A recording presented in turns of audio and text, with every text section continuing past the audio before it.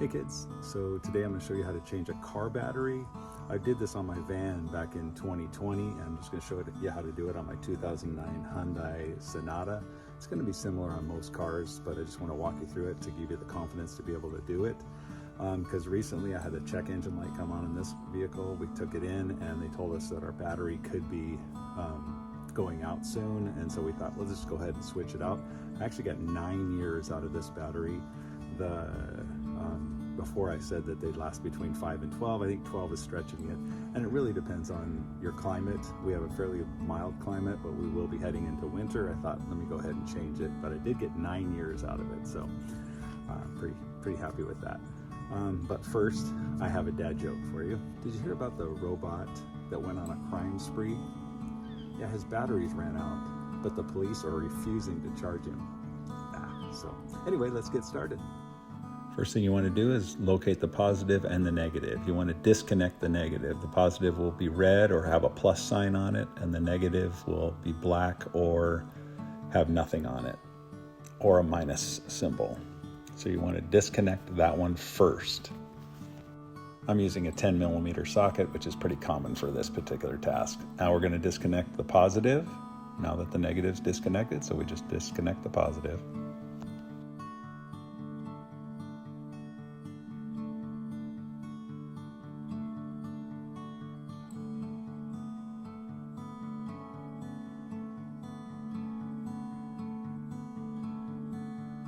My battery had this insulating cover that just was around it. Maybe that helped with the life of the battery, I'm not sure.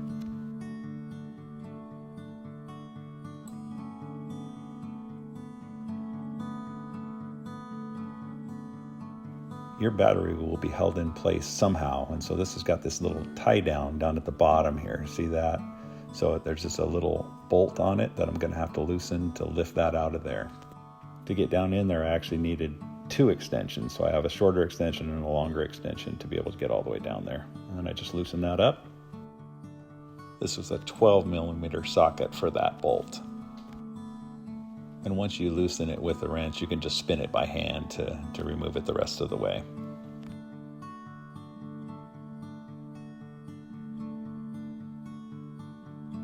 And then I pull that clip out of there. And just make sure you put this someplace where you can find it, right? It's easy to get excited and get into the job and then you forget where you put the stuff. So set it somewhere obvious so you know where to find it when you need to put it back. I like the design of this tie down. You just slide the battery forward then, so it's clipped on the back just by you sliding it back there, and then so you slide it forward and pull it out.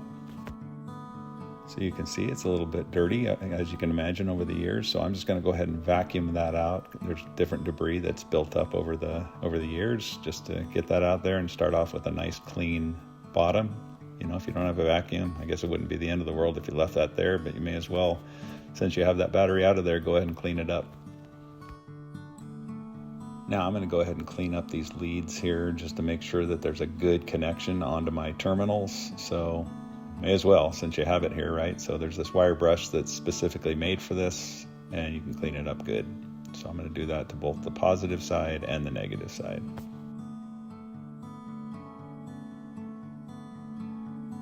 All right, before we put our battery in, let's just take a look at things, make sure we're ready to go, and we're just going to go ahead and put the battery back in. And we're just going to go in reverse order of how we removed it. So we'll go ahead and get the battery up here. You can see there's covers on the battery terminals, right? So you're going to end up removing those. I have seen memes showing those things still on, and so you got to make sure to remove those, but we don't need to remove them just yet. Let's get the battery in place first. Make sure you're putting the battery back in the correct way, right? You're going ahead and have the positive side on the left side, just like you removed it, and the negative side on the right side. I'm just checking to make sure it fits, but we still need to actually put that insulator back on. So we need to have that. Make sure you have the cutout on the bottom, right? So that allows for those clips that are going to hold the battery in. That's why those cutouts are there. And then there's a cutout on that other side. I'm not sure why that's there, maybe to make room for the positive side, but you don't really need that. So anyway, so we're going to slip that down, and then we can go ahead and slide it back. Okay, so now it's in place, and then we just got to put that other clip back in. We haven't connected anything yet, right? we're just going to go ahead and you see your hole down there so you know what you're doing. Put that clip down in there because you're going to have to kind of feel for it as you're putting the bolt back in. You want to kind of feel for that bottom hole. It might take a little bit to get it started, and then once you get it started, you can go ahead and use your ratchet and tighten it all the way down.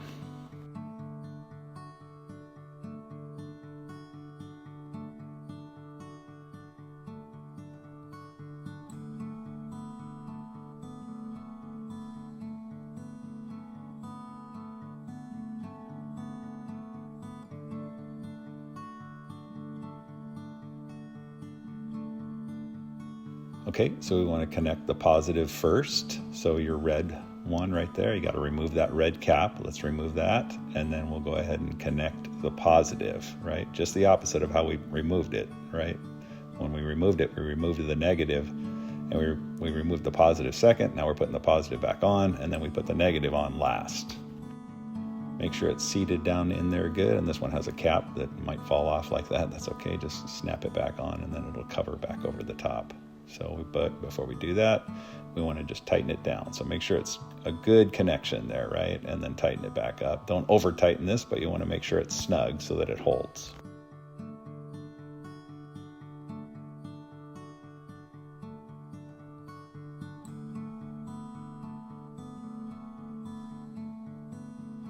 Now we're going to attach the negative. You got to just make sure to remove that plastic cover first, right? You don't want to leave that on, otherwise you won't have good connections. You got to remove that, and then we're going to go ahead and attach it. And basically what we did with the positive side, we're going to put that down in there and then tighten it up good.